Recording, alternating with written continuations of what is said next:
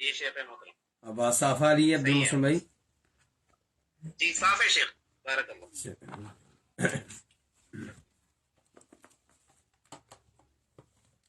الحمد للہ رب العالمین والصلاة والسلام علی نبینا محمد وعلی آلہ وصحبہ اجمعین، اما بعد.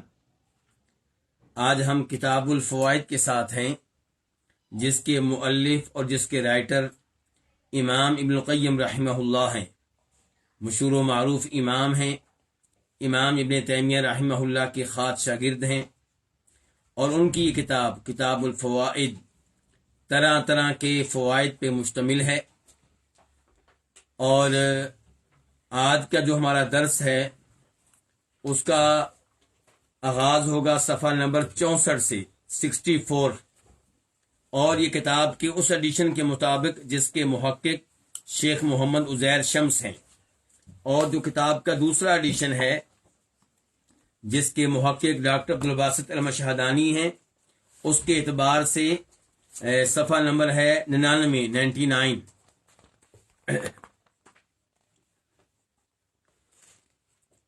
تو امام صاحب فرماتے ہیں آج کے فائدہ میں: تلمح القوم الوجود ففہموا المقصود فاجمعوا الرحیل قبل الرحیل وشمروا للسیر فی سواء السبیل فالناس مشتغلون بالفضلات وهم فی قطع الفلوات وعصافیر الهوى فی وثاق الشبکہ ینتظرون الذبح.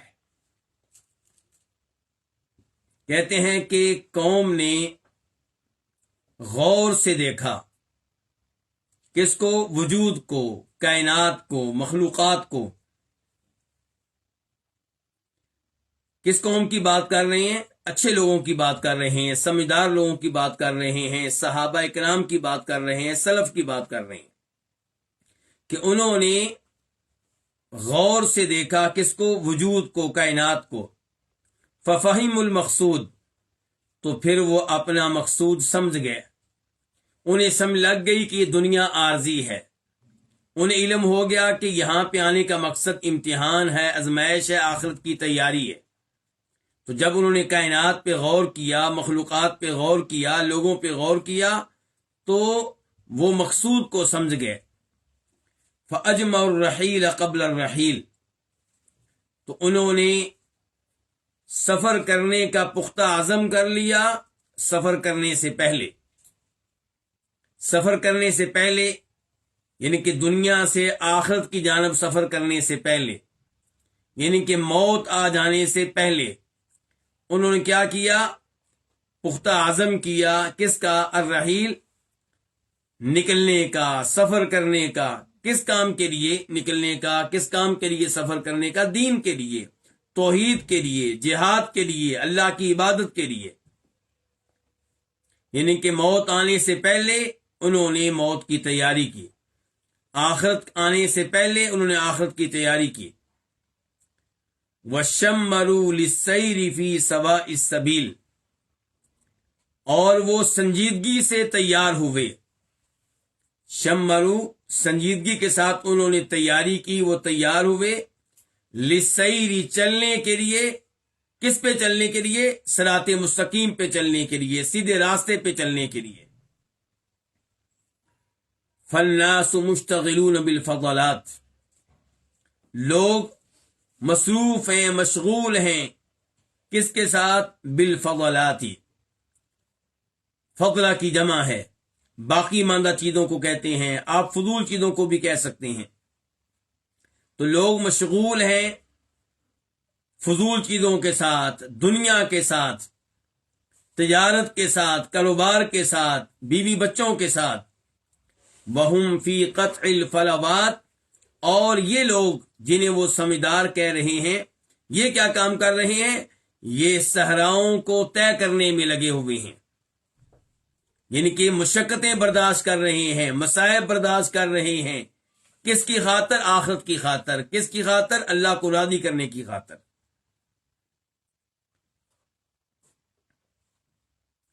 وَعَصَافِيرُ الْهَوَى فی وثاق الشبکۃ ینتظرون الذبح، خواہشات نفس کی جو پرندے ہیں، عصافیر کس کو کہتے ہیں؟ چڑیا کو۔ مراد کیا؟ خواہشات نفس کے جو پرندے ہیں، خواہشات نفس کی جو چڑیا ہیں، وہ کہاں پہ ہیں؟ وہ جال کی رسی میں پھنسی ہوئی ہے، ینتظرون الذبح، ذبح ہونے کا انتظار کر رہی ہے۔ ان کے پہلے امام صاحب نے بتایا عقل مند لوگوں کے بارے میں کہ ان کی توجہ آخرت کی طرف ہے، ان کی توجہ جنت کی طرف ہے، ان کی توجہ اللہ کی رضا کو پانے کی طرف ہے۔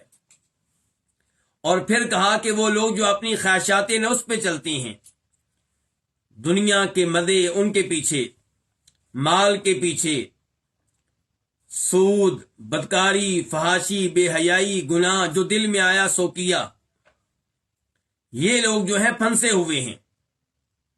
کس میں؟ جال کی رسی میں۔ ان کو تشبیہ دی ہے پرندوں کے ساتھ، جیسے وہ پرندے جنہیں شکاری اپنے جال میں پھنسا لے، تو اب وہ کیا نکل سکتے ہیں؟ نہیں نکل سکتے۔ اب ان کے پاس کیا ہے؟ بس یہیں کہ موت کا انتظار کریں، ذبح ہونے کا انتظار کریں۔ تو یہی صورتحال ہے ان لوگوں کی جو دنیا میں ڈوبے ہوئے ہیں، جن کو دنیا نے اپنے پھندے میں پھنسا لیا ہے۔ یہ انتظار کر رہے ہیں کس کا؟ ذبح ہونے کا، کہ کب موت آئے اور آگے جہنم ان کی منتظر ہے، عذاب قبر ان کا انتظار کر رہا ہے۔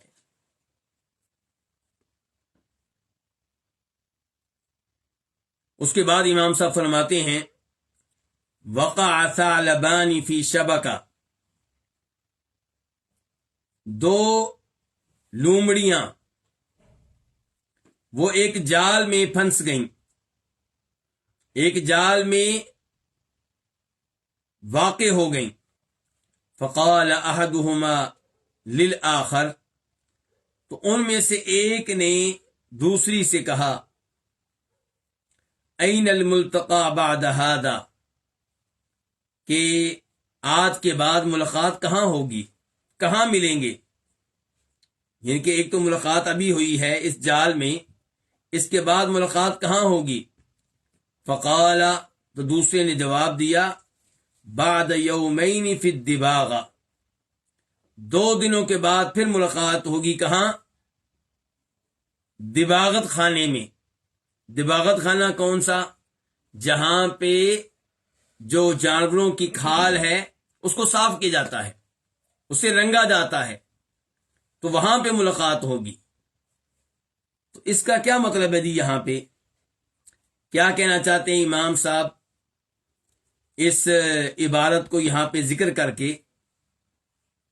وہ کہنا چاہتے ہیں کہ یہ پچھتاوا ہے، جال میں پھنسنے سے پہلے ان کو آپس میں ملنا چاہیے تھا، ان کو اپنی فکر کرنی چاہیے تھی کہ کیسے ہم بچ سکتے ہیں شکار کرنے والوں کے شکار سے، ان کے پھندے سے، ان کے جال سے۔ تو اس کی تیاری پہلے نہیں کی گئی، اور اب جب کہ پھنس چکے، اب کہہ رہے ہیں کہ کب ملاقات ہوگی، کب گفتگو ہوگی۔ تو اس نے جواب دیا کہ اب نجات کا کوئی راستہ نہیں ہے، ملاقات کا کوئی راستہ نہیں ہے، اب یہاں ہمیں ذبح کیا جائے گا، اور اس کے بعد ہماری ملاقات کہاں ہوگی؟ جہاں ہمارے چمڑے پہنچیں گے انہیں رنگنے کے لیے، کیونکہ ظاہر ہے کہ ان کا گوشت لوگ کھاتے نہیں ہیں۔ اس کے بعد امام صاحب کہتے ہیں تاللہ ما كانت الایام الا مناما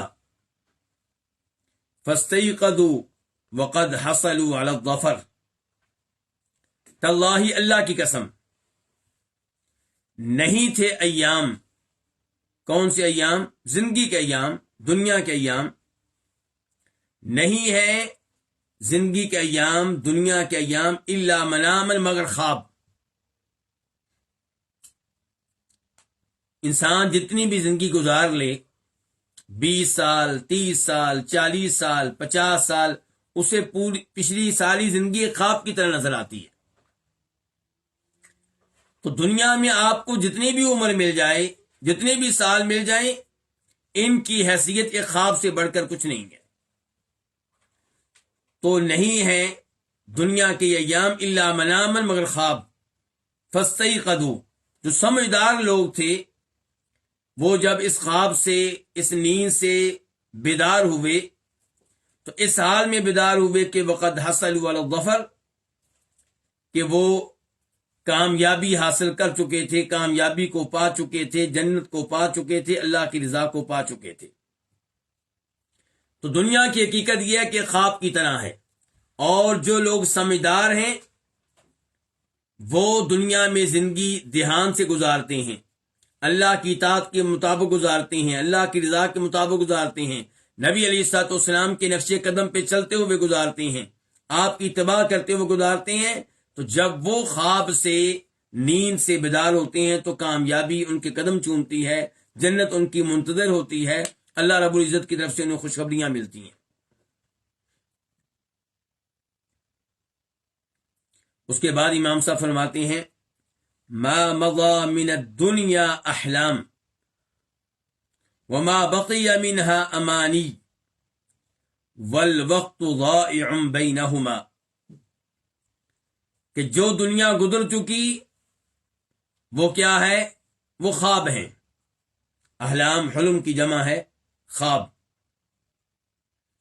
وما بقي منها امانی، اور جو دنیا میں سے رہ گیا ہے وہ کیا ہیں؟ آرزویں اور خواہشات.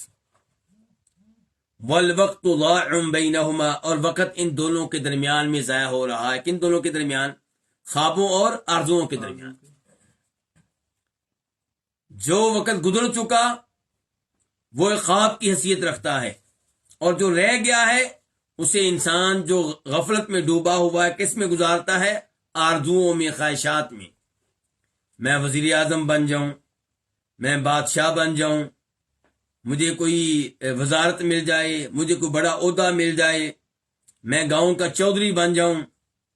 اس قسم کی دنیاوی آرزوؤں میں انسان زندگی گزار دیتا ہے اور ان میں اپنا وقت ضائع کر دیتا ہے، جبکہ ایسا نہیں ہونا چاہیے. آرزو ہونی چاہیے، خواہش ہونی چاہیے، لیکن دنیا کی نہیں، آخرت کی.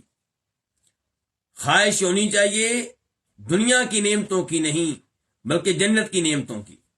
لیکن جب آپ کی آرزویں دنیاوی امور کے ارد گرد گھومتی رہیں گی تو پھر آپ اپنا وقت ضائع کر رہے ہیں اور یہاں سے آپ کو کچھ نہیں ملے گا. اور یہ آرزویں اگر آپ کی پوری ہو بھی گئیں تو یہ عارضی ہیں، اور عام طور پہ انسان کی آرزویں پوری ہوتی بھی نہیں ہیں، چند ایک پوری ہوتی ہیں. اس لیے امام صاحب پیغام یہ دے رہے ہیں کہ توجہ ان پہ نہیں ہونی چاہیے، آخرت پہ ہونی چاہیے. اس کے بعد فرماتے ہیں امام صاحب کیف یسلم من له زوجۃ لا ترحم وولد لا یعذر وجار لا یأمن وصاحب لا ينصح وشریک لا ينصف وعدو لا ينام عن معادات ونفس امارة بالسوء ودنیا متزینہ وهوى مرد وشهوة غالبة له وغضب قاہر وشیطان مزین وضعف مستول علی، کہ وہ آدمی کیسے سلامت رہ سکتا ہے، وہ آدمی کیسے محفوظ رہ سکتا ہے، وہ آدمی کیسے بچ سکتا ہے جس کی ایسی بیوی ہے جو اس پہ رحم نہیں کرتی، بیوی ہے جسے خامند پہ کوئی رحم نہیں آتا، اس کے مطالبے ختم نہیں ہوتے، اسے اپنے خامند پہ کوئی ترس نہیں آتا، مطالبات اتنے زیادہ، اس کے خرچے اتنے زیادہ، اس کی آرزویں اور خواہشات اتنی زیادہ کہ خامند اس کی آرزویں پوری کرنے میں رب کو بھول جاتا ہے، نمازوں کو بھول جاتا ہے، قرآن کو بھول جاتا ہے، حرام حلال کا امتیاز کھو بیٹھتا ہے، رشوت کے ذریعے پیسہ کما رہا ہے، سود کے ذریعے پیسہ لا رہا ہے. کس وجہ سے؟ اس بیوی کی وجہ سے جس کو خامند پہ کوئی رحم نہیں آتا. تو وہ آدمی کیسے محفوظ رہ سکتا ہے شر سے، فتنوں سے، جس کی بیوی ایسی جسے اس پہ رحم نہیں آتا. رحم نہیں آتا، اس کی کئی مثالیں ہو سکتی. میں نے ایک مثال دی آپ کو. ایک مثال یہ بھی ہو سکتی ہے کہ جو خامند کو مجبور کرتی ہے کہ وہ اپنے والدین سے تعلق ختم کرے، اپنے بہن بھائیوں سے تعلق ختم کرے، اپنے رشتے داروں سے تعلق ختم کرے، اس لحاظ سے اسے رحم نہیں آتا۔ تو رحم نہ آنا، اس کی کئی مثالیں ہو سکتی ہیں۔ تو وہ کیسے سلامت رہ سکتا ہے جس کی ایسی بیوی ہے جسے اس پہ رحم نہیں آتا، وولد، اور جس کا ایسا بیٹا ہے، ایسی اولاد ہے، لا یعذرہ، جو اس کو معذور نہیں جانتی، اس کے عذر کو قبول نہیں کرتی، اس کو معذور نہیں سمجھتی۔ کیا مطلب؟ اولاد کی بھی بڑے مطالبات ہیں، ان کی بھی بڑی لمبی چوڑی خواہشات ہیں، اور والد آگے سے اپنے عذر پیش کرتا ہے، بھئی میرے وسائل اتنے زیادہ نہیں ہیں، میرے پاس مال اتنا زیادہ نہیں ہے، میرے اوپر کوئی رحم کرو۔ لیکن اولاد کو والد کی مجبوریاں سمجھ میں نہیں آتی، وہ اپنے والد کو معذور نہیں جانتے، اس کے عذر کو قبول نہیں کرتے، ان کے مطالبات بڑھ رہے ہیں، ہمیں اور مال ملے، اور سہولتیں ملیں۔ آج گھر میں پنکھے لگ چکے ہیں، اب اے سی لگنے چاہیے، پہلے گھر چھوٹا تھا، اب بڑا ہونا چاہیے، پہلے گاڑی چھوٹی تھی، اب بڑی ہونی چاہیے۔ اب تک ہم گھومتے رہے ہیں، سیر و سیاحت کے لیے جاتے رہے اپنے شہر میں، اب کسی اور شہر میں جانا چاہیے، اب کسی اور ملک میں جانا چاہیے، تو مطالبات ان کے بڑھتے ہی چلے جا رہے ہیں۔ اور کیسے سلامت رہ سکتا ہے وہ آدمی؟ جار، جس کا پڑوسی ایسا ہے کہ لا یأمنہ، جس سے وہ محفوظ نہیں ہے، جس پہ وہ اعتبار نہیں کر سکتا۔ یقیناً وہ شخص جس کا پڑوسی نقصان پہنچانے والا ہو، فسادی قسم کا ہو، فتنہ پیدا کرنے والا ہو، تو وہ آدمی کیسے محفوظ رہ سکتا ہے، کیسے سلامت رہ سکتا ہے؟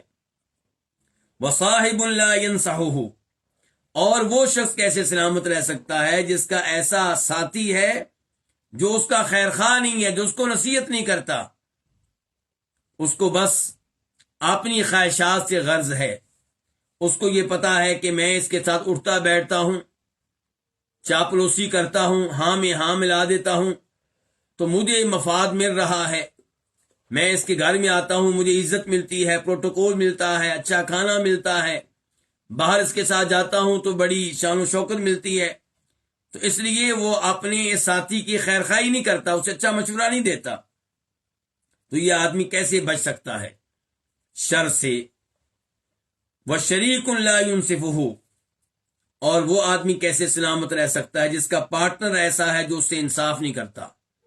پارٹنر ہے کاروبار میں لیکن انصاف نہیں کرتا، کوشش ہے کہ سارا منافع میری جیب میں جائے، سارا پروفٹ میری جیب میں جائے۔ وَعَدُوٌّ لَا يَنَامُ عَنْ مُعَادَاتِهِ، اور وہ آدمی کیسے سلامت رہ سکتا ہے جس کا ایسا دشمن ہے جو اس کے ساتھ دشمنی کرنے سے سست نہیں پڑتا، یعنی کہ دشمن ایسا ہے جس کی ہمیشہ کوشش رہتی کہ میں اس کو نقصان پہنچاؤں۔ تو جس کا ایسا دشمن ہو جو ہمیشہ نقصان پہنچانے میں لگا رہتا ہو، تو یہ آدمی کیسے بچ سکتا ہے اس کے شر سے؟ تو عدوٌ، ایسا دشمن لا ینام، جو سوتا نہیں ہے، یعنی کہ سست نہیں پڑتا، معادات ہی، اس کے ساتھ دشمنی برتنے سے۔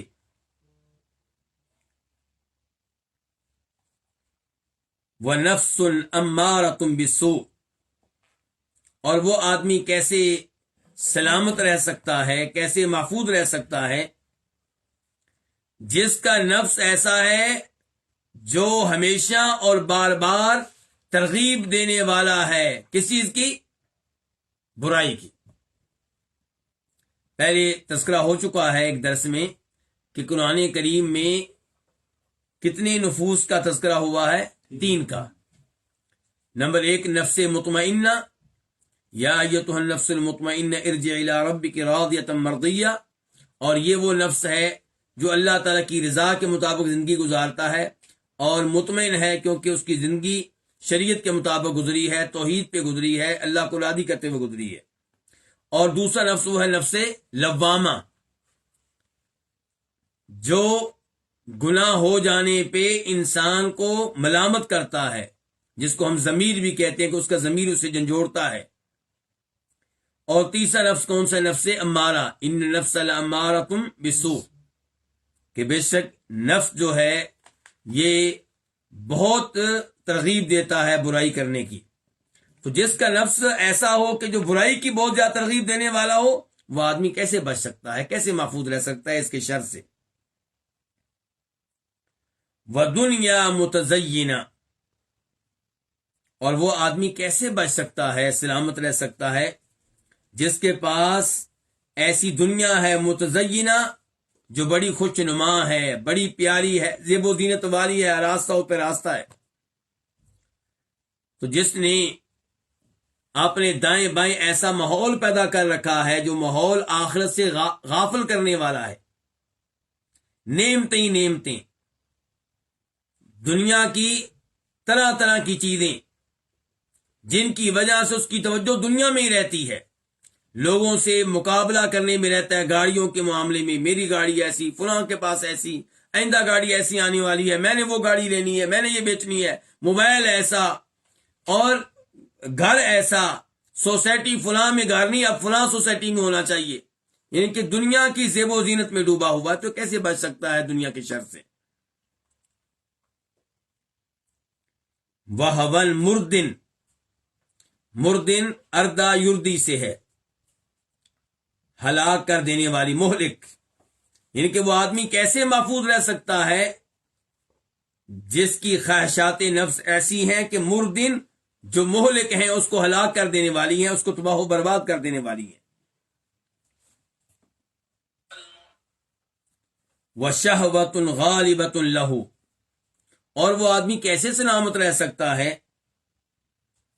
جس کی شہوت ایسی ہے کہ جو اس پہ غالب آ جاتی ہے. تو اب اس شہوت کے شر سے وہ کیسے بچ سکے گا؟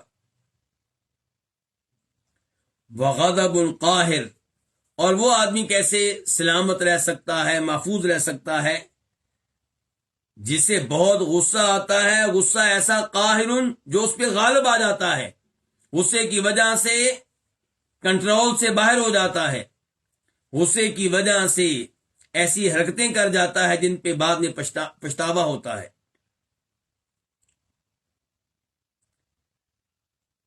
وَالشَّيْطَانُ الْمُزَيِّنُ، اور وہ آدمی کیسے سلامت رہ سکتا ہے جس کا شیطان ایسا ہے مزین، جو اس کے لیے خوش نما بنا کر پیش کرتا ہے، کن کو؟ بری چیزوں کو، گناہوں کو،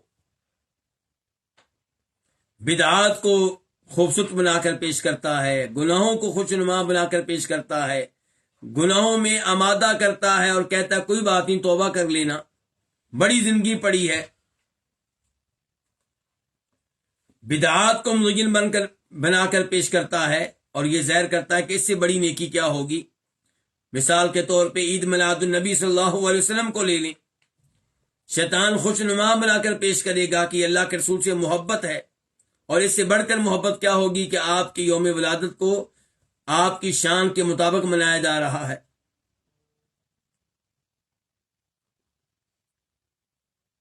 وَضَعْفٌ مُسْتَوْلٍ عَلَيْهِ، اور وہ آدمی کیسے سلامت رہ سکتا ہے جس میں کمزوری پائی جاتی ہے، کمزوری بھی ایسی جو اس پہ غالب آ جاتی ہے، گناہوں کے سامنے کمزور پڑ جاتا ہے، برائیوں کے سامنے کمزور پڑ جاتا ہے، اور کمزوری ایسی جو اس پہ غالب آ جاتی ہے.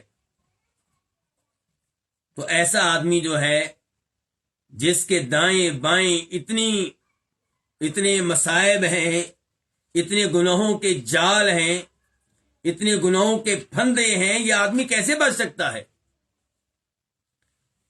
کوئی پھندا بیوی کی شکل میں، کوئی اولاد کی شکل میں، کوئی پڑوسی کی شکل میں، کوئی دوست کی شکل میں، کوئی پارٹنر کی شکل میں، دشمن کی شکل میں، اور ایسے نفس کی شکل میں جو برائی پہ آمادہ کرتا رہتا ہے، دنیا کی شکل میں، خواہشات کی شکل میں، اور غصے کی شکل میں. یعنی کہ ہر جانب سے خطرے ہی خطرے ہیں. اب پھر امام صاحب کہتے ہیں فَإِن تَوَلَّاهُ اللَّهُ وَجَذَبَهُ إِلَيْهِ إِن قَهَرَتْ لَهُ هَذِهِ كُلُّهَا، اگر اس شخص کو اللہ تعالیٰ اپنا دوست بنا لے، جو اتنے خطرات میں گرا ہوا ہے، اگر اس کو اللہ تعالیٰ دوست بنا لیں، وَجَذَبَهُ إِلَيْهِ، اور اس کو اپنی طرف کھینچ لیں، اپنی طرف مائل کر لیں، تو ان قَهَرَتْ لَهُ هَذِهِ كُلُّهَا، تو یہ ساری چیزیں اس کے لیے مغلوب ہو جائیں گی، ان میں سے کوئی بھی چیز اس کو نقصان نہیں پہنچا سکے گی۔ تو محفوظ کیسے رہے گا؟ اللہ کو دوست بنا لینے سے۔ پیغام اس سے کیا ملا کہ اگر آپ بچنا چاہتے ہیں ان تمام چیزوں کے شر سے، ان تمام چیزوں کے خطرات سے، تو اللہ تعالیٰ کی طرف رجوع کریں، اللہ کے سامنے گڑ گڑائیں، اللہ سے دعا کریں، اللہ سے مدد مانگیں۔ اور اگر اللہ نے آپ کی دعا سن لی، آپ کو اپنا ولی و دوست بنا لیا، آپ کو اپنی طرف کھینچ لیا، تو ان چیزوں میں سے کوئی بھی چیز آپ کو نقصان نہیں پہنچا سکے گی۔ صحابہ کرام کو آپ دیکھ لیں، ان کے زمانے میں یہ ساری چیزیں موجود تھیں، یہ سارے فتنے محفوظ موجود تھے، لیکن عام طور پہ یہ فتنے انہیں نقصان نہیں پہنچا سکے۔ وہ اللہ تعالیٰ کے ساتھ جڑ گئے، اللہ سے مدد مانگتے رہے، اللہ سے توفیق مانگتے رہے، اللہ کو دوست بنا لیا اور ان تمام چیزوں سے اعراض کیا۔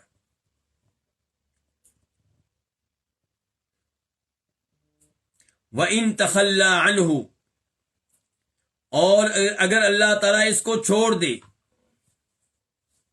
اس شخص کو جو اتنے خطرات میں گرا ہوا ہے، اگر اس کو اللہ تعالیٰ چھوڑ دیں، وَوَكَلَهُ إِلَى نَفْسِهِ، اور اس کو اس کے اپنے نفس کے سپرد کر دیں، اللہ کہیں تو جان اور تیرا کام جانے، میں تیری مدد نہیں کروں گا، تو اجتماعت علیہ، تو یہ سارے خطرے اس پہ جمع ہو جائیں گے، اس کو اپنے گھیرے میں لے لیں گے۔ نتیجہ کیا نکلے گا؟ فَكَانَتِ الْهَلَكَةُ، تو پھر ہلاکت ہوگی، تباہی و بربادی ہوگی، اس آدمی کو ہلاک ہونے سے پھر کوئی نہیں بچا سکے گا۔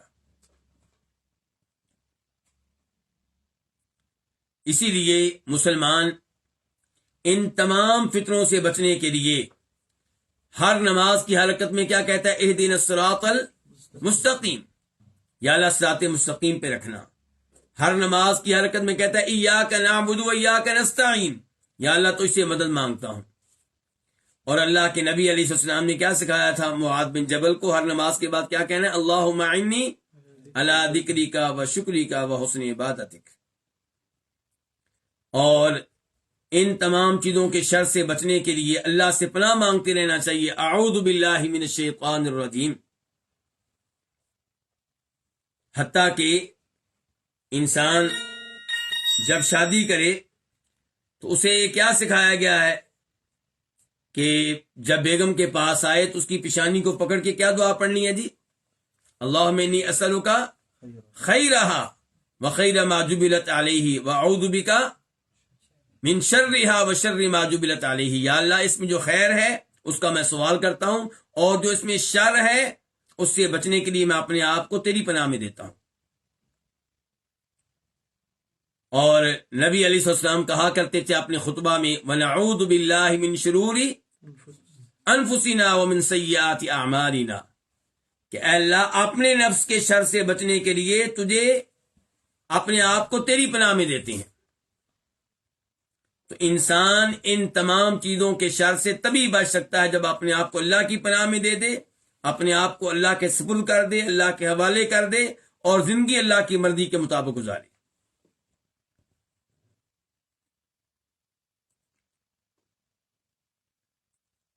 قرآن کریم میں وہ آیت موجود ہے جس سے اس فائدے کی کچھ نہ کچھ تائید ہوتی ہے۔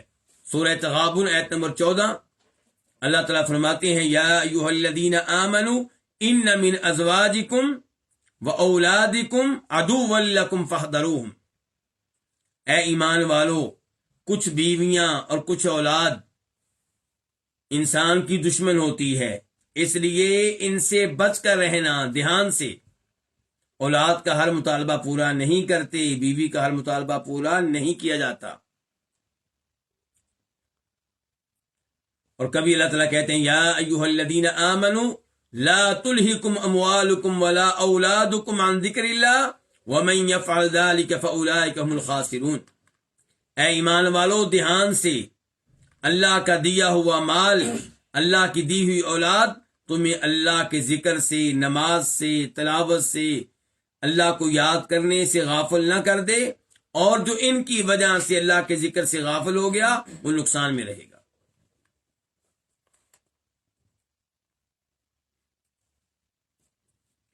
اس کے بعد امام صاحب فرماتے ہیں نئے فائدہ میں، لما اعرض الناس عن تحکیم الکتاب والسنہ والمحاکمۃ الیہما، جب لوگوں نے اعراض کیا کتاب و سنت کو حاکم بنانے سے، کتاب و سنت سے فیصلہ لینے سے،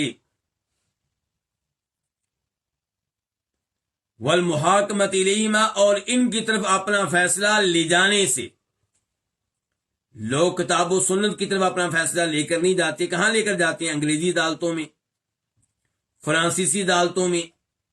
کافر ممالک میں رہنے والے ہمارے مسلمان جب آپس میں اختلافات ہوتے ہیں تو کہاں لے کر جاتے ہیں اپنے معاملات کو؟ ایسی عدالتوں میں لے کر جاتے ہیں جہاں پہ جج غیر مسلم ہوتے ہیں، اور جس دستور آئین کے مطابق انہوں نے فیصلہ کرنا ہوتا ہے وہ غیر اسلامی ہوتا ہے۔ اسلامی ممالک میں سے بھی بہت سے ایسے اسلامی ممالک ہیں جہاں پہ دستور اور آئین مکمل طور پہ اسلامی نہیں ہے، تو لوگ وہاں پہ جاتے ہیں۔ یا پھر کیا ہوگا، محلے کا چودھری، گاؤں کا چودھری اس کے پاس پہنچ جائیں گے، پتہ ہے کہ اس کو اوپر دیکھ کے سورہ اخلاص پڑھنا بھی نہیں آتی، لیکن فیصلہ وہ کرے گا۔ وہ فیصلہ کس کے مطابق کرے گا؟ جس کو پتہ ہی نہیں قرآن کا حدیث کا، وہ فیصلہ کس کے ساتھ کرے گا؟ اپنی عقل کے ساتھ، لوگوں کے رواج کے مطابق۔ تو یہ ہے کہ لما اعرض الناس عن تحکیم الکتاب والسنہ والمحاکمۃ الیہما، جب لوگوں نے اعراض کیا کتاب و سنت کو حاکم بنانے سے اور ان کی طرف فیصلہ لے جانے سے، واعتقدوا، اور انہوں نے یہ خیال کیا، یہ سوچ رکھی، یہ عقیدہ رکھا کہ عدم الاکتفاء بہما، کہ ان دونوں پہ اکتفا نہیں کیا جائے گا، یہ دونوں کافی نہیں ہیں۔ عقیدہ یہ رکھا کتاب و سنت کافی نہیں ہے۔ آج بہت سے مسلمان ممالک میں یہ سوچ رکھتے ہیں کہ اگر اس زمانے میں ہم نے قرآن و حدیث کے نظام کو نافذ کر دیا عدالتوں میں، تو عدالتوں میں نظام نہیں چل سکے گا۔ یہ ہمارے وکیل، یہ ہمارے جج جو انگریزی قانون پڑھے ہوئے ہیں، ان میں سے بہت سے ایسے ہیں جو سمجھتے ہیں کہ قرآن و حدیث سے مسئلے کیسے حل ہوں گے۔ وہ سمجھتے ہیں کہ کتاب و سنت جو ہیں یہ موجودہ زمانے کے لحاظ سے مناسب نہیں ہے، انگریزی عدالتوں کا ہونا ضروری ہے، انگریزی قانون کا ہونا ضروری ہے۔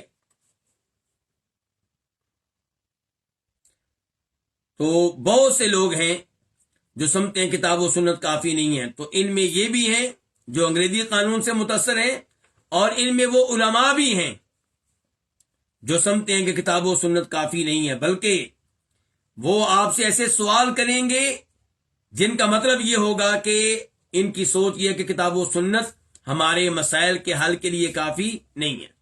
مثال کے طور پہ آپ کے پاس سوال آئے گا، میرے پاس مسجد نبی میں سوال آیا کرتا تھا، اچھا جی آپ یہ بتائیں کہ بھینس جو ہے وہ حلال ہے، بھینس کا دودھ حلال ہے؟ اگر یہ حلال ہے تو قرآن و حدیث میں کہاں ہے یہ ہمارے امام صاحب نے اس کو حلال کیا ہے۔ اس کو کس نے حلال کیا؟ ہمارے امام صاحب نے، یعنی کہ ہمارے امام صاحب نہ ہوتے تو آپ بھینس کا دودھ نہ پی سکتے، بھینس کا گوشت نہ کھا سکتے، ہمارے امام صاحب نے اس کو حلال کیا ہے۔ یہ ایک مثال میں آپ کو دے رہا ہوں۔ تو یہ سوچ ہے لوگوں کی، جبکہ سوچ انتہائی خطرناک ہے۔ ایسے لوگوں کو جواب دینے کی بجائے پہلے یہ پوچھنا چاہیے کہ چلے میں مان لیتا ہوں کہ بھینس کا حل قرآن و حدیث میں نہیں ہے، تو آپ کے امام صاحب نے کہاں سے پیش کیا یہ؟ اگر تو وہ قرآن و حدیث سے ہی کہیں سے لے کر آئے ہیں تو پھر قرآن و حدیث میں موجود ہے نا، اور اگر اپنی عقل سے لے کر آئے ہیں تو پھر اس کا مطلب یہ ہے کہ بھینس اب بھی حلال نہیں ہے۔ وہ آپ کے امام صاحب نے حلال کی، اللہ کے ہاں تو حلال نہ ہوئی۔ پھر تو یہ ہے لوگوں کا اعراض کرنا کتاب و سنت سے، اور یہ خیال رکھنا کہ یہ دونوں چیزیں کافی نہیں ہیں۔ وعدلوا، اور یہ لوگ پھر گئے کس طرف؟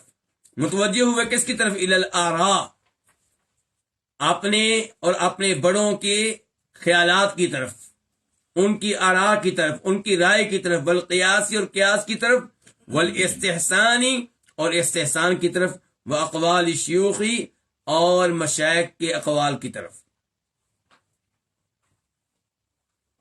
اچھا، یہ قیاس کیا ہوتا ہے اور کیا قیاس جو ہے یہ کوئی مذموم چیز ہے، بری چیز ہے؟ امام صاحب نے، امام قیم رحمہ اللہ نے قیاس کا تذکرہ برے انداز سے کیوں کیا؟ کیا قیاس بری چیز ہے؟ تو جواب یہ ہے کہ جب آپ کتاب و سنت سے اعراض کر کے قیاس کی طرف جائیں گے پھر یہ بری چیز ہے. یعنی کہ ایک مسئلے کا حل صریح انداز میں قرآن و حدیث میں موجود ہے اور آپ قیاس کی طرف جا رہے ہیں، تب قیاس بری چیز ہے. اور اگر کسی چیز کا حل واضح طور پہ قرآن و حدیث میں نہیں ہے، اشارہ موجود ہے، کوئی اور چیز بتائی گئی ہے اس سے ملتی جلتی، جس چیز کا حکم آپ تلاش کر رہے ہیں، تو پھر آپ وہاں پہ قیاس کریں تو وہ بالکل صحیح ہے. قیاس کہتے کس کو ہیں کہ ایک چیز ہے جس کا حکم آپ کو معلوم نہیں ہو پا رہا کہ یہ حلال ہے یا حرام ہے، اس سے ملتی جلتی چیز کا حکم قرآن میں آیا، حدیث میں آیا، تو اب آپ اس چیز کو اس چیز کے ساتھ ملا کر یہ کہیں گے جو حکم اس کا ہے وہی حکم اس کا ہے. مثال کے طور پہ نبی علیہ الصلوۃ والسلام ارشاد فرماتے ہیں کہ جب آپ گندم کی بیع گندم سے کریں تو دونوں طرف سے گندم کی مقدار کیا ہونی چاہیے؟ برابر ہونی چاہیے، ایک جیسی. ادھر بھی 20 کلو، ادھر بھی 20 کلو، اور ادھار کرنے کی اجازت نہیں ہے. جب دونوں طرف سے گندم ہے پھر ادھار کرنے کی اجازت نہیں ہے. اب یہ حکم کس کا بیان ہوا ہے؟ گندم کا. اب چاولوں کا کیا حکم ہے؟ یہ سوال ہے. کیا چاولوں کی بیع اس طرح ہو سکتی ہے کہ اچھے چاول، مثال کے طور پر اچھے چاولوں کا کیا نام ہے جی ہمارے یہاں؟ کائنات. چلیں جی، اچھے چاول ایک سائڈ پہ ہیں اور وہ ہیں 10 کلو. 10 کلو اچھے چاول بیچنے والا دوسرے آدمی سے کہتا ہے کہ اگر آپ میرے یہ چاول لینا چاہتے ہیں تو میں بدلے میں آپ کے یہ چاول جو میرے چاولوں کے معیار کے نہیں ہیں وہ میں 13 کلو لوں گا، 15 کلو لوں گا. اب لوگوں کی نگاہوں میں اس میں کوئی قباحت نہیں ہے، لیکن اگر آپ چاولوں کو گندم پہ قیاس کریں تو پتہ چلے گا کہ جیسے گندم کی اس انداز میں بیع جائز نہیں ہے، ایسی چاولوں کی بھی اس انداز میں بیع جائز نہیں ہے. تو یہ قیاس کی شکل ہے. تو قیاس کبھی درست ہوگا اور کبھی غلط ہوگا. جو درست قیاس ہے اسے قبول کیا جائے گا، اسے لیا جائے گا، اور جو غلط قیاس ہے اسے نظر انداز کر دیا جائے گا. مثال کے طور پہ ایک اور حدیث آپ لے لیں. فرماتے ہیں نبی علیہ الصلوۃ والسلام کہ کوئی بھی قاضی، کوئی بھی جج اس وقت فیصلہ نہ کرے جب وہ غصے کی حالت میں ہو. تو غصے کی حالت میں وہ فیصلہ نہ کرے، اس کا کیا مطلب ہے کہ غصے کی وجہ سے فیصلہ درست نہیں ہو سکے گا. اب ہم کہتے ہیں کہ اگر کوئی قاضی صاحب فیصلہ کرنے لگے ہیں اور انہیں شدید بھوک لگی ہوئی ہے یا انہیں واش روم کی بہت زیادہ حاجت ہے، اپنے پیشاب وغیرہ کو روکا ہوا ہے، تو وہ اس حال میں فیصلہ نہ کریں، تو یہ ہم نے قیاس کیا ہے کس کے اوپر؟ اس جج کے اوپر جو فیصلہ کرتا ہے غصے کی حالت میں.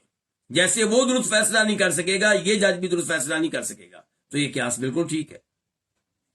لیکن آپ قرآن کا واضح حکم چھوڑ کے قیاس کی طرف جائیں، قیاس کچھ اور کہہ رہا ہو، قرآن کچھ اور کہہ رہا ہو، حدیث کچھ اور کہہ رہی ہو، قیاس کچھ اور کہے، اور آپ حدیث کو نظر انداز کر کے قیاس کی طرف چلے جائیں تو یہ بالکل غلط ہو جائے گا.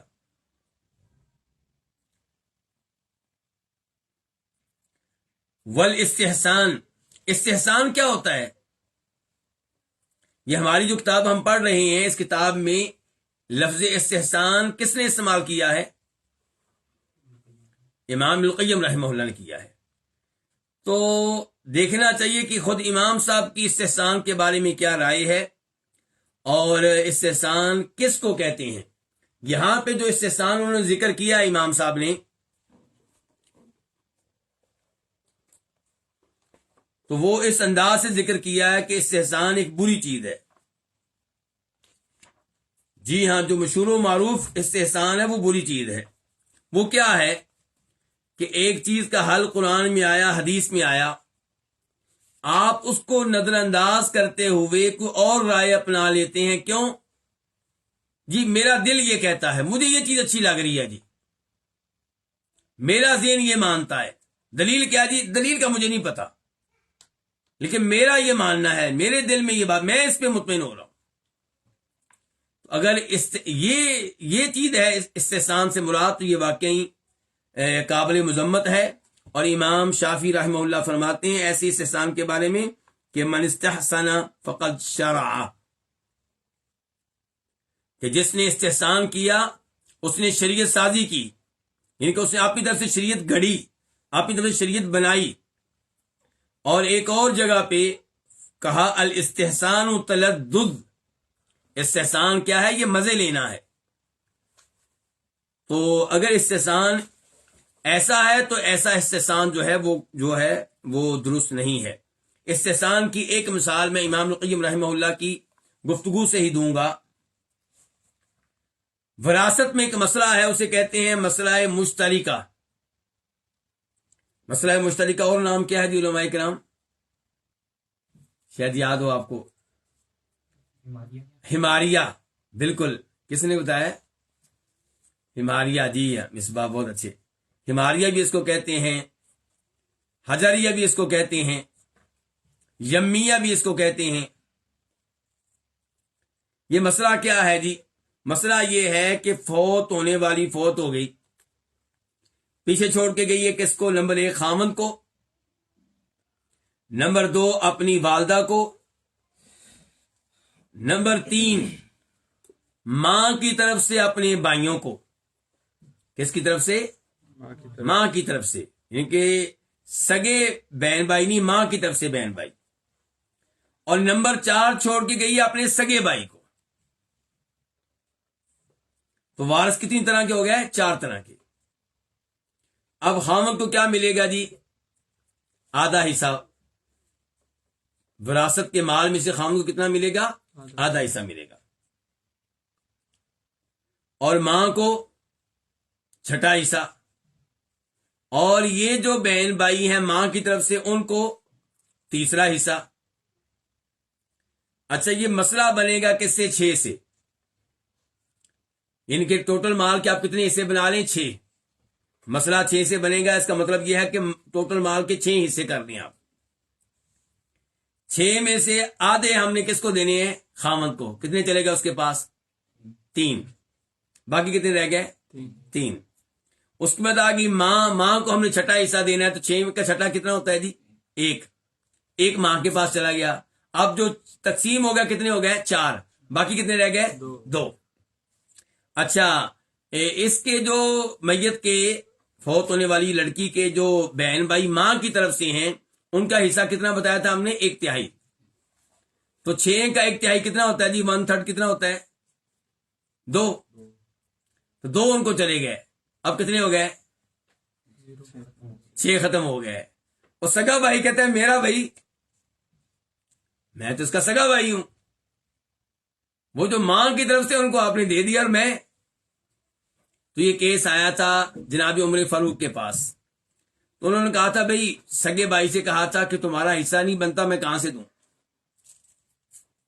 کیونکہ شریعت یہ کہتی ہے کہ پہلے آپ نے حصہ ان کو دینا ہے جن کے حصے اللہ نے باقاعدہ مقرر کر دیے ہیں، جن کو کیا کہتے ہیں؟ صاحب فروض۔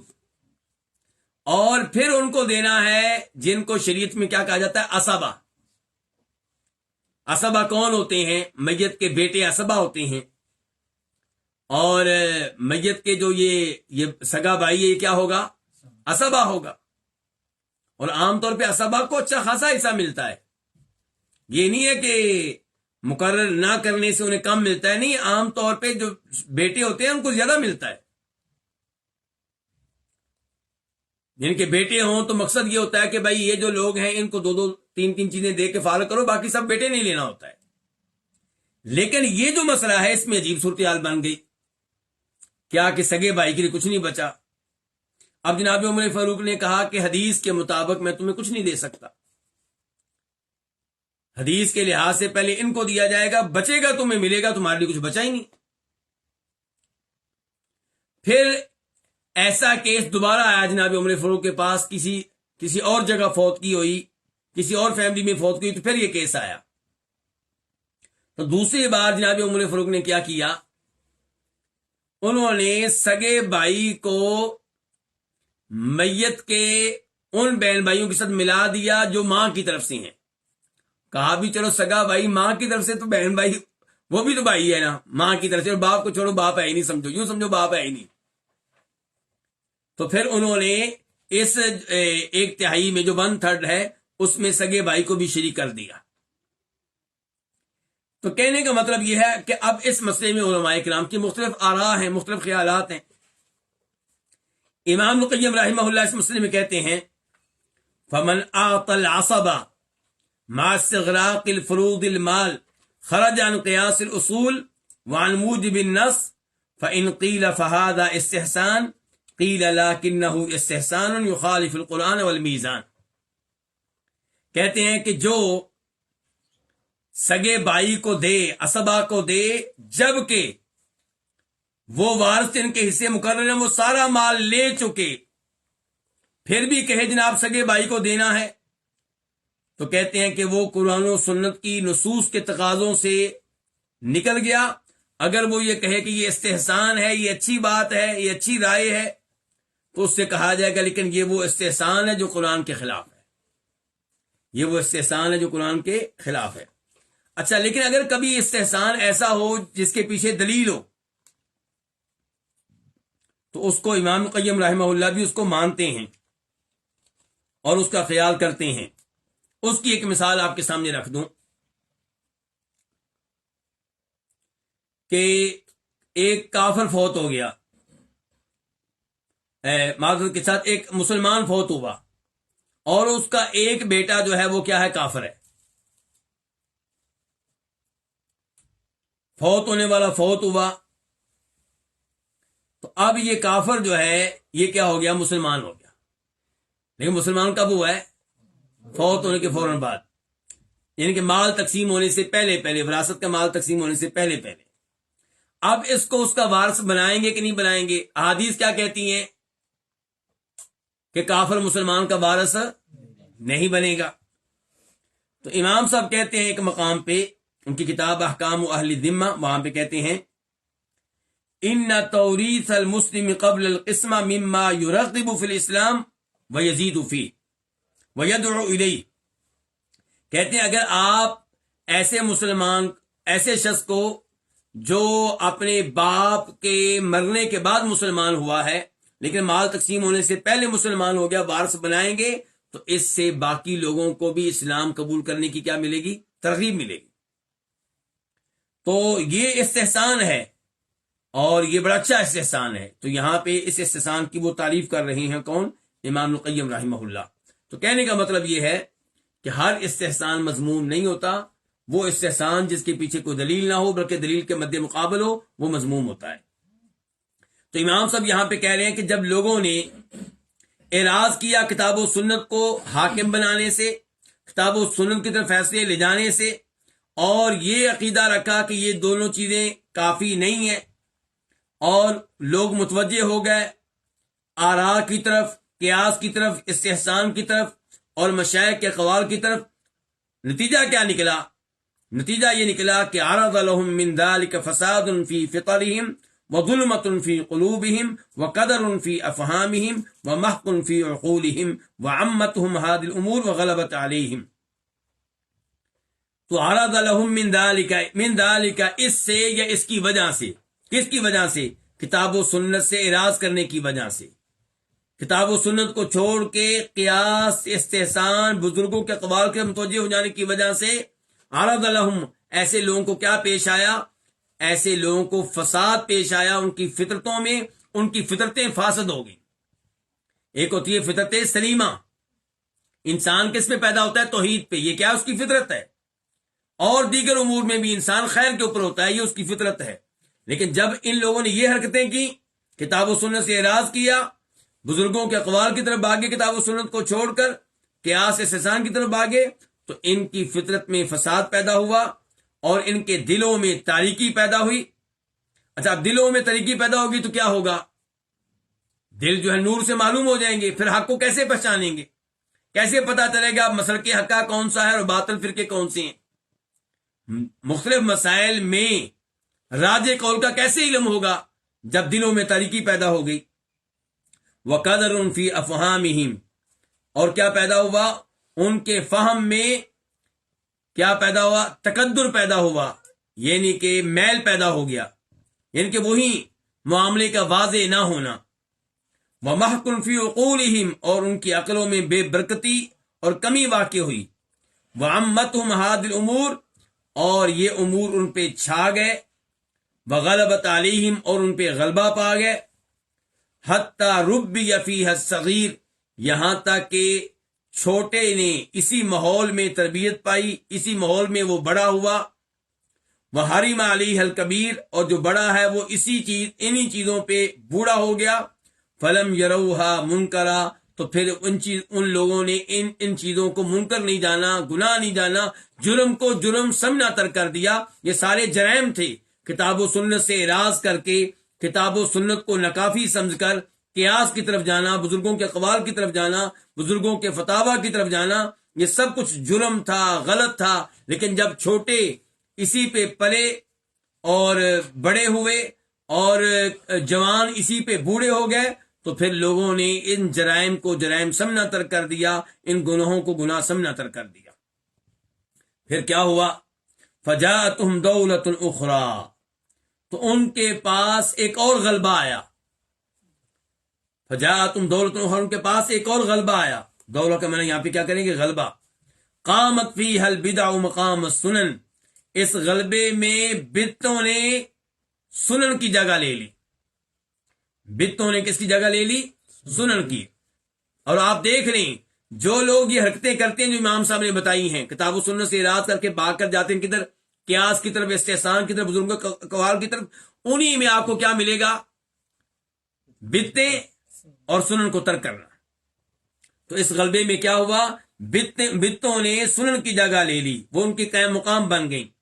والنفس مقام العقلی، آپ دیکھ لیں آج ان میں سے کئی لوگ ایسے ہیں جو عید الفطر، عید الاضحیٰ کا اتنا اہتمام نہیں کرتے جتنا اہتمام کس کا کرتے ہیں؟ عید میلاد النبی کا۔ اتنا خرچہ عید الفطر، عید الاضحیٰ پہ نہیں کرتے جتنا عید میلاد النبی پہ کرتے ہیں۔ دیگر آپ بدعتوں کو ایسے ہی دیکھ لیں، تیجا، 7واں، 40واں، برسی، عرس، ان میں کیا کچھ ہوتا ہے۔ شادیوں کا معاملہ بھی ایسے ہی ہے، جو سنت چیزیں ہیں جو شریعت سے ثابت ہیں، وہ کیا ہے جی؟ حق مہر، اس کے اوپر جی شرعی حق مہر ہوگا جی۔ اور یہ جہیز جو ہندوؤں کی طرف سے رسم آئی ہے، آپ چند چیزیں بطور تحفہ اپنی بچی کو دے سکتے ہیں، منع نہیں ہے، لیکن جو رواج ہمارے یہاں چلا ہوا یہ تو ہندوؤں کی طرف سے آیا، اور اس کے اوپر دیکھیں کتنا خرچ کیا جا رہا ہے۔ تو کہتے ہیں کہ بدعتیں جو ہیں وہ سنن کے قائم مقام ہو گئیں۔ والنفس مقام العقلی، اور نفس جو ہے وہ عقل کے قائم مقام ہو گیا، نفس نے عقل کی جگہ لے لی۔ نفس سے مراد یہاں پہ کون سا نفس ہوگا؟ برائی کا حکم دینے والا نفس امارہ بالسوء، اس نے جگہ لے لی عقل کی۔ والہوا مقام الرشدی، اور خواہشات نفس نے جگہ لے لی کس کی؟ ہدایت کی۔ والضلال، اور گمراہی نے جگہ لے لی مقام الہدا، ہدایت کی۔ دونوں کا معنی قریب قریب ہے۔ والمنکر مقام المعروفی، اور برائی نے منکر نے جگہ لے لی معروف کی۔ والجہل مقام العلمی، جہالت نے جگہ لے لی علم کی۔ والریاء مقام الاخلاصی، اور ریاکاری نے جگہ لے لی کس کی؟ اخلاص کی۔ والباطل مقام الحق، اور باطل نے جگہ لے لی حق کی۔ والکذب مقام الصدق، اور جھوٹ نے جگہ لے لی سچائی کی۔ والمداہنۃ مقام النصیحۃ، اور مداہنہ چاپلوسی نفاق نے جگہ لے لی نصیحت کی۔ اب چاپلوسی پائی جاتی ہے، خیر خائی کرنے والے نہیں رہے۔ والظلم مقام العدل، ظلم نے جگہ لے لی عدل و انصاف کی۔ فصارت الدولۃ والغلبۃ لهذه الامور، تو اب غلبہ ان امور کا ہو گیا ہے۔ کن امور کا؟ بدعتوں کا، نفس امارہ کا، گمراہی کا، منکر کا، جہالت کا، ریاکاری کا، باطل کا، جھوٹ کا، چاپلوسی کا، ظلم کا، غلبہ ان امور کا ہو گیا ہے۔ وَأَهْلُهَا هُمُ الْمُشَارُ إِلَيْهِمْ، اور جو ان امور میں جو مبتلا لوگ ہیں، یہ وہ ہیں جن کی طرف اشارے کیے جاتے ہیں۔ کیا مطلب؟ یہ وہ ہیں جن کی طرف اشارے کیے جاتے ہیں، ان کو توجہ ملتی ہے، ان کو شان و شوکت ملتی ہے، لوگ جو ہیں ان کا اہتمام کرتے ہیں۔ وَأَهْلُهَا، اور ان امور والے، یعنی کہ جھوٹ بولنے والے، ظلم کرنے والے، ریاکاری کرنے والے، جاہل قسم کے جو لوگ ہیں یہ وہ ہیں جن کی طرف اشارے کیے جاتے ہیں. وکانت قبل ذلك لازدادها، وکانت سے مراد کیا ہے؟ یہ غلبہ قبل ذلك اس سے پہلے، لازدادها ان امور کی متضاد چیزوں کے لیے تھا. ان کے پہلے غلبہ کن کا تھا؟ سنتوں کا، عقل کا، ہدایت کا، معروف کا، علم کا، اخلاص کا، حق کا، سچائی کا، نصیحت کا، عدل و انصاف کا. وکان اہلها هم المشار الیہم، اور ان امور والے، کون سے امور والے؟ یہ اچھے امور والے، یہ وہ لوگ ہوا کرتے تھے جن کی طرف اشارے کیے جاتے تھے، جن کو توجہ ملتی تھی، جن کو عزت ملتی تھی مختلف مجالس میں. امام صاحب کہتے ہیں فَإِذَا رَأَيْتَ دَوْلَةَ هَذِهِ الْأُمُورِ قَدْ أَقْبَلَتْ، جب آپ ان امور کے غلبے کو دیکھیں، قد اقبلت تحقیق وہ متوجہ ہو چکا. کن امور کا غلبہ؟ یہ غلط امور کا، جھوٹ کا غلبہ، ظلم کا غلبہ، چاپلوسی اور نفاق کا غلبہ، بدعتوں کا غلبہ. تو جب آپ دیکھیں ان امور کے غلبے کو، قد اقبلت تحقیق و متوجہ ہو چکا، وہ آ رہا ہے. وَرَایَاتُهَا قَدْ نُصِبَتْ، اور ان کے جھنڈے نصب کیے جا چکے ہیں. وَجُيُوشُهَا قَدْ رَكِبَتْ، اور ان کے لشکر وہ اونٹنیوں پہ بیٹھ چکے ہیں، سوار ہو چکے ہیں. تو پھر کون سا وقت آ چکا؟ فَبَطْنُ الْأَرْضِ وَاللَّهِ خَيْرٌ مِّن ظَهْرِهَا، تو پھر زمین کا کیا؟ نچلا حصہ. پھر زمین کا نچلا حصہ جو ہے، اللہ کی قسم وہ بہتر ہے زمین کے اوپر کے حصے سے. پھر انسان کا دنیا سے چلے جانا اس کے لیے بہتر ہے دنیا میں زندہ رہنے سے.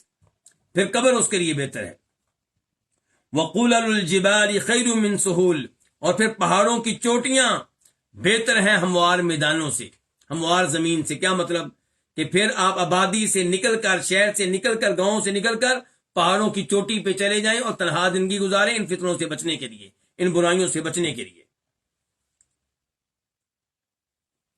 وَمُخَالَطَةُ الْوَحْشِ أَسْلَمُ مِنْ مُخَالَطَةِ النَّاسِ، جب یہ صورتحال ہو جائے پھر کیا ہوگا؟ پھر جنگلی جانوروں کے ساتھ رہنا یہ زیادہ سلامتی والا ہے لوگوں کے ساتھ مل جل کر رہنے سے. جب صورتحال اتنی خطرناک ہو جائے، آپ کا دین خطرے میں ہے، آپ کا ایمان خطرے میں ہے، تو پھر پہاڑوں کی طرف چلے جائیں، وہاں آپ کا واسطہ پڑے گا. ہمیں پتہ ہے خطرناک جانوروں سے امام صاحب کہتے ہیں، لیکن وہ آپ کے لیے اتنے خطرناک نہیں ہوں گے جتنے یہ لوگ خطرناک ہوں گے جو آپ کے دین اور ایمان کو نقصان پہنچائیں گے، جبکہ جنگلی جانور آپ کے دین اور ایمان کو نقصان نہیں پہنچائیں گے. اگر نقصان پہنچایا تو آپ کی جان کو نقصان پہنچائیں گے. اس کے بعد امام صاحب کہتے ہیں اکشعرت الارض واظلمت السماء وظہر الفساد فی البر والبحر من ظلم الفجر، زمین لرز اٹھی ہے، آسمان تاریک ہو چکا ہے، اور فساد ظاہر ہو چکا ہے. کہاں پہ؟ فی البر والبحر، سمندر میں بھی اور خشکی میں بھی. کیوں یہ زمین کیوں لرز اٹھی ہے، آسمان کیوں تاریک ہو چکا ہے، فساد کیوں ظاہر ہو چکا ہے سمندر میں بھی اور خشکی میں بھی؟ من ظلم الفجر، فاجر قسم کے لوگوں کے ظلم کی وجہ سے. وذهبت البرکات، اور برکتیں ختم ہو گئی ہیں. وقلت الخیرات، اور خیر بڑی کم ہو گئی ہے. وحضرت الوحوش، اور جانور کمزور ہو چکے ہیں، لاغر ہو چکے ہیں. وتقدرت الحیات، اور زندگی بے مزہ ہو چکی ہے، مقدر ہو چکی ہے، تلخ ہو چکی ہے. من فسق الظلمہ، ظالم لوگوں کے فسق و فجور کی وجہ سے، ان کے گناہوں کی وجہ سے. وبقا ضوء النہار وظلمۃ اللیل من الاعمال الخبیثہ والافعال الفظیعہ، اور دن کی روشنی اور رات کی تاریکی، یہ دونوں چیزیں رو رہی ہیں خبیث اعمال کی وجہ سے اور کبھی قسم کے افعال کی وجہ سے. وشکل کرام الکاتبون والمعقبات الى ربهم من کثرت الفواحش وغلبت المنکرات والقبائح. شکا الکرام، شکا شکایت کر رہے ہیں. کون؟ الکرام الکاتبون، عزت والے لکھنے والے فرشتے. وہ فرشتے جو ہمارے اعمال لکھتے ہیں وہ بےچارے وہ شکایت کر رہے ہیں. والمعقبات، اور وہ فرشتے جو یکے بعد دیگرے ہماری حفاظت کے لیے آتے ہیں. لہو معقبات من بین یدیہ ومن خلفہ یحفظونہ من امر اللہ. یہ اعمال لکھنے والے معزز فرشتے اور یکے بعد دیگرے ہماری حفاظت کے لیے آنے والے فرشتے یہ شکایت کر رہے ہیں الی ربہم اپنے رب کے ہاں، کس چیز کی؟ من کثرت الفواحشی بے کثرت سے ہونے والی بے حیائیوں کی، وغلبۃ المنکرات اور برائیوں کے غلبے کی، والقبائح اور قبیح افعال کے غلبے کی، وہذا اور یہ، واللہ اللہ کی قسم، منذر یہ چیز وارننگ دے رہی ہے، خبردار کر رہی ہے، کس کے بارے میں؟ بسیل عذاب عذاب کے ایک سلسلے کے بارے میں، وارننگ دے دی کہ عذاب کا ایک سلسلہ شروع ہونے والا ہے، سیل سیلاب، تو عذاب کا ایک سلسلہ شروع ہونے والا ہے، قد انعقد غمامہ جس کے بادل کیا ہو چکے ہیں؟ سامنے آ چکے ہیں، عذاب کے بادل نظر آ رہے ہیں، بس عذاب سامنے آنے والا ہے اور عذاب کا سلسلہ طویل ہوگا۔ وَمُؤْذِنٌ بِلَيْلِ بَلَاءٍ قد اِذْلَهَمَّ ظَلَامُهُ اور یہ چیز مؤذن خبردار کر رہی ہے، اعلان کر رہی ہے کہ آزمائشوں کی ایک رات شروع ہونے والی ہے، ایسی رات جس کے اندھیرے گپ ہوں گے، تاریک ہوں گے، گہرے ہوں گے۔ اِذْلَهَمَّ چھا جانا، گپ ہونا، اور بلا ازمائش، یعنی کہ ازمائش کی ایسی رات شروع ہونے والی ہے جس کا اندھیرا جو ہوگا وہ چھا جائے گا۔ فَاعْزِلُوا عَنْ طَرِيقِ هَذَا السَّيْلِ تو اس سیلاب کے راستے سے ہٹ جاؤ، دور ہو جاؤ، ہٹ جاؤ۔ سیلاب کس چیز کا؟ بلا، عذاب کا۔ تو اس سیلاب کے راستے سے ہٹ جاؤ، دور ہو جاؤ، کیسے؟ بِتَوْبَةٍ نَصُوحٍ پکی توبہ کر کے، خالص توبہ کر کے، خالص توبہ کے ذریعے عذاب کے اس سلسلے سے تم بچ سکتے ہو۔ لیکن یہ موقع کب تک موجود ہے؟ ما دامت التوبۃ ممکنہ وبابها مفتوح، یہ کام تم اس وقت تک کر سکتے ہو جب تک کہ توبہ ممکن ہے اور توبہ کا دروازہ کیا ہے؟ کھلا ہوا ہے۔ وَكَأَنَّكُمْ بِالْبَابِ وَقَدْ أُغْلِقَ گویا کہ تم دروازے پہ کھڑے ہو اور دروازہ بند کیا جا چکا ہے، یعنی کہ یوں لگتا ہے کہ وقت آ چکا ہے کہ توبہ کا دروازہ بند ہو چکا ہے، گویا کہ تم دروازے پہ کھڑے ہو، وقد اغلق اور دروازہ بند کیا جا چکا ہے، وبالرہن وقد غلق اور گویا کہ تم رہن رکھی ہوئی، سکوٹی پہ رکھی ہوئی چیز کے پاس ہو، وقد غلق جبکہ وہ چیز ضبط ہو چکی ہے۔ جب آپ کو چیز سکوٹی کے طور پہ رکھتے ہیں تو کیا ہوتا ہے کہ آپ یہ پیسے دیں گے تو یہ چیز آپ کو واپس مل جائے گی، لیکن اگر وقت مقررہ پہ آپ پیسے ادا نہ کریں تو پھر وہ آدمی جس سے آپ نے قرضہ لیا تھا اس کا حق ہے کہ آپ کی چیز کو کیا کر لے؟ ضبط کر لے۔ تو پھر آپ بعد میں پیسے لے بھی آئیں تو وہ چیز آپ کو ملتی نہیں ہے۔ تو کہتے ہیں گویا کہ تم توبہ کے دروازے پہ کھڑے ہو اور وہ بند کیا جا چکا ہے، اور رہن رکھی ہوئی چیز کے پاس ہو جبکہ وہ ضبط ہو چکی ہے، وَبِالْجَنَاحِ وَقَدْ عَلِقَ اور تم پر کے پاس ہو، پرندے کے پر کے پاس ہو، وَقَدْ عَلِقَ جبکہ وہ پھنس چکا ہے کس میں؟ جال میں۔ وَسَيَعْلَمُ الَّذِينَ ظَلَمُوا أَيَّ مُنْقَلَبٍ يَنْقَلِبُونَ سورہ شعراء آیت نمبر 227 227 ان قریب جان لیں گے وہ جنہوں نے ظلم کیا کہ وہ کس لوٹنے کی جگہ کی طرف لوٹیں گے، یعنی کہ ان قریب ظالموں کو ظلم کے انجام کا پتہ چل جائے گا۔ اللہ رب العزت سے دعا ہے کہ اللہ تعالی ہمیں جاگنے کی اور خواب غفلت سے بیدار ہونے کی توفیق عنایت فرمائے۔ اللہ تعالی ہم سب کو اپنی اصلاح کرنے کی توفیق عنایت فرمائے۔ اللہ ہم سب کے گناہ معاف فرمائے اور گناہوں کی زندگی سے بچنے کی توفیق دے۔ وصلی اللہ تعالی علی نبینا محمد وعلی آلہ وصحبہ اجمعین۔